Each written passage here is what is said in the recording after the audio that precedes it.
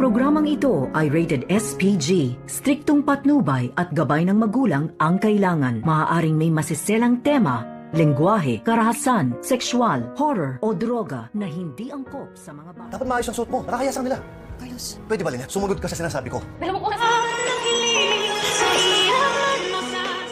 Maligayang pagbabalik muli at welcome back dito sa aking munting channel.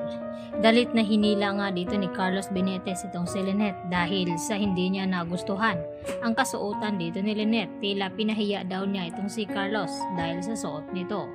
At hindi nga napigilan ni Carlos na pagsabihan itong si Lynette na mahiya naman daw siya sa mga kaibigan dito ni Carlos.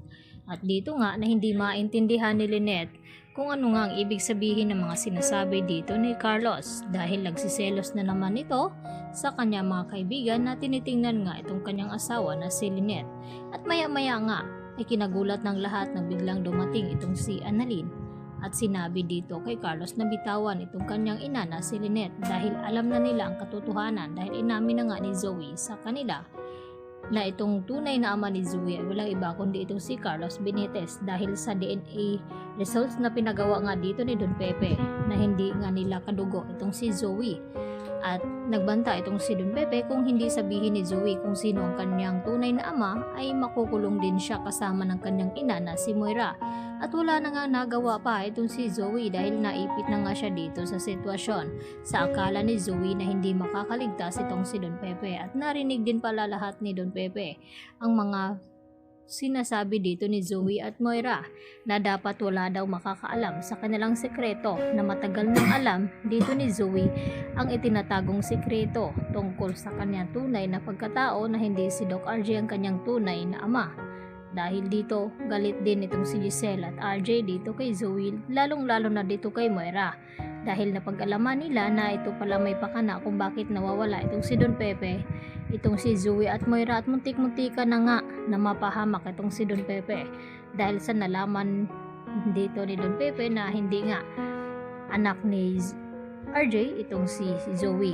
At itinakas nga nila itong si Don Pepe at inilagay sa likod ng kotse. Buti na lamang ay naharangan sila ng mga pulis dahil dito natulungan naman agad at na-rescue itong si Don Pepe at agad na itinawag dito kay Giselle at RJ na natagpuan na nga ang kanilang ama na si Don Pepe. At dahil dito gulat na gulat itong si Zoe nang malaman nila na hawak na nga ng mga pulis itong si Don Pepe at kasalukuyan na nga pinupuntahan ngayon ni Giselle at Annalyn. At wala nang kawala itong si Zoe nang sabihin dito ni Annalyn na nagsisinungaling ito dahil kararating lang ni Zoe dito sa Apex dahil sa sinabi ni Joy na kung saan daw nagpupunta itong si Zoe at kahit pilit niyang pagtakpan ng kanyang sikreto ay malakas ang kutob dito ni Annalyn na may kinalaman itong si Moira sa pagkawala nga dito ni Don Pepe, lalo pat nakita dito ni Annalyn na may bit-bit nga na wheelchair itong si Moira kaya matibay na ebidensya ito laban kina Moira at Zoe at madidiin nga ito at baka ito na ang kanyang katapusan at makukulong at pagdusahan ni Zoe ang kanyang mga ginawang sikreto dito sa kanyang ama na si RJ.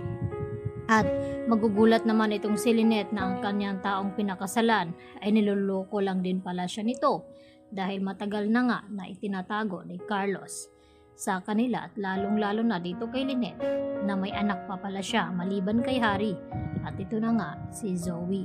At tinago ni Carlos ng matagal dito kay Lynette bago ikasal at hindi nga akalain ni Lynette na lulukuhin lang pala siya dito ni Carlos na pinagkatiwalaan nito. At ngayon ay hawak na nga ni Carlos itong si Lynette at sunod-sunuran sa lahat ng gustong ipapagawa nito at muntik-muntika na ngang hindi matuloy ang kanilang dinner dahil sa nagalit itong si Carlos kung bakit humingi daw ng tulong itong si Lynette dito nga kay Dr. Enriquez. Kaya yun naman ay pinagtataka ni Lynette na kung bakit galit itong si Carlos dito kay Dr. Enriquez na kaibigan naman daw nila ito. Yung pala ang gusto mangyari ni Carlos ay pahirapan talaga itong si Lynette. Yan ang ating patuloy na abangan mamaya sa Abot Kamay na Pangarap. Yan lang po at maraming salamat.